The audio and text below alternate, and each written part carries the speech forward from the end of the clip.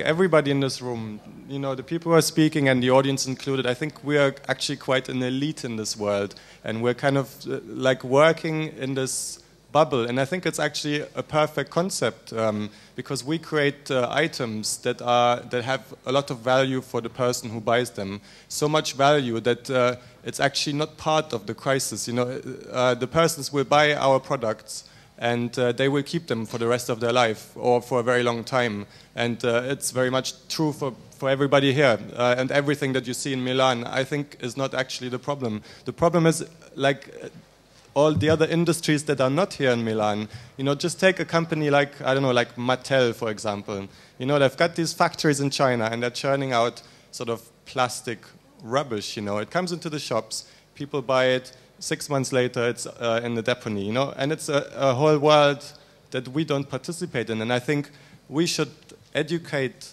that world and show them our model. I think our model is actually the solution to the crisis. And the question is, how are we going to do that? Very thankful for your question, because it brings me to a point that I wanted to mention anyway, which is a certain astonishment about one of the opinions I heard before of a pre-speaker who said that what we see here in Milan is rather the solution than the problem, and that we live in a certain, or we work in a certain elite circle that offers the solution for the problems of the crisis. I wouldn't see it like that. I would see just the opposite. Having seen a lot of events and things at the Salone, I have to say I did see very few things that would offer something for a solution, but I saw 99% of things that I would see as either signs or symbols of the crisis, or things that have even caused, among others, the crisis. And so I was really astonished to hear somebody saying that if everybody else outside of our designers' niche would behave like us, the world would be saved and the crisis would be over. I just hope that this recipe will not be applied, because I think many aspects of design in the last years have contributed to the crisis, like this hype about limited editions, which are as artificial or artificially hoping for speculative values, like some financial products did. And I could cite a lot of other things. So I think designers should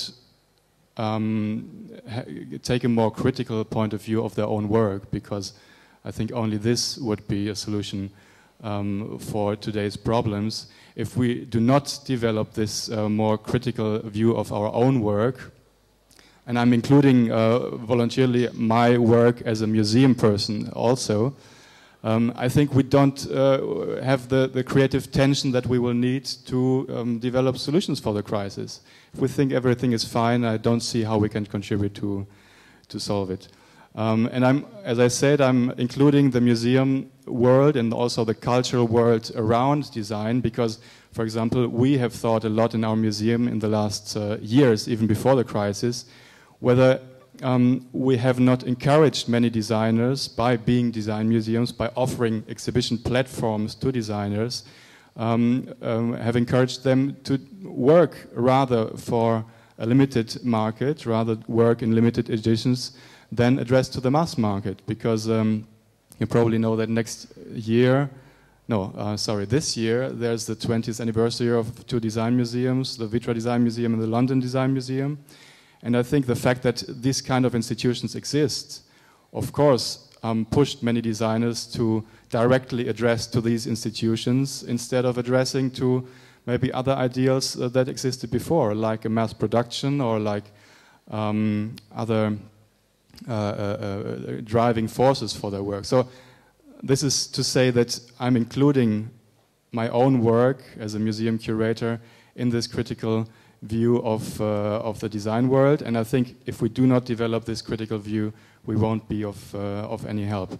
And this would also bring me to my next question. To my neighbor, cooking event sounds like a typical pre-crisis design operation, because it's about, you know, having fun together with design and designing things that before didn't have to be designed. So why did they have to be designed by designers? I mean, we always could have nice parties without designing them. But on the other hand, I like the idea of reviving conviviality or having more fun by sitting together. I don't know if you need design for that, but it also brought to my mind this completely different image of something like soup kitchens for the homeless, which are also events where the importance of eating and surviving by food becomes very visible.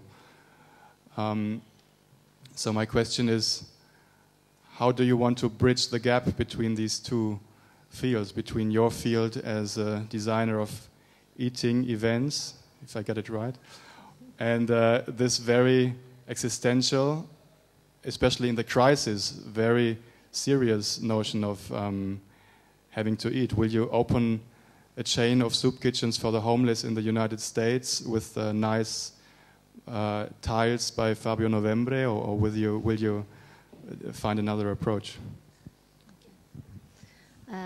I think it would be very interesting to work on this kind of project. So even if usually we create eating event where the funny and the happiness are, the funny aspect and the happiness are quite important, we use food also to reflect on topics that maybe could be serious, but we like this light approach, probably because it's more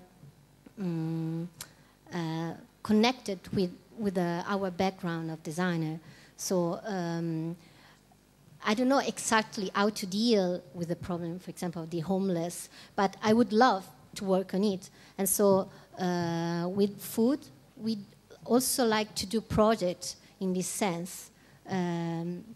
So I feel that they can match together the design approach with a more useful and basic topic like the problem of food for homeless.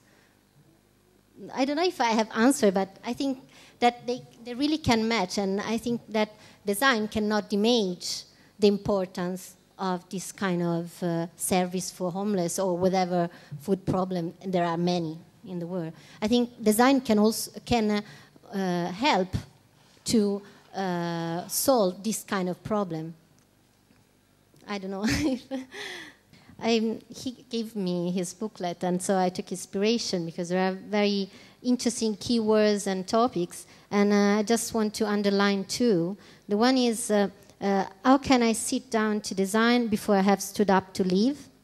And the other one, that is my favorite one, is, I found it. Today is not a problem to got bread. This, okay, I take is to got bread. Yeah, because I think that probably is, I don't know if it's the wrong name, but Paul Roberts wrote a book about this problem that probably in the future we'll not have bread or something like that. And how would you deal with this kind of topic?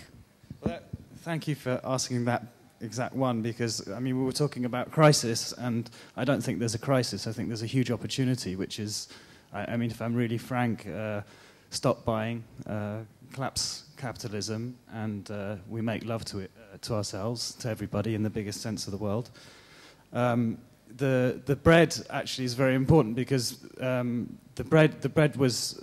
use of bread was what William Morris used in his book News from Nowhere, which was how to create the revolution. So the revolution happened by everybody stopping working, and the new economy started when they said, okay, but now we have to have some food, and they took over the bakeries and started to bake bread for each other and create a kind of system of sharing. And so this question that I had here actually was, today it's not a problem to get bread, because in fact bread would not be the subject. We wouldn't need bread right now because we really have bread. So in fact that can lead me on nicely to the next question.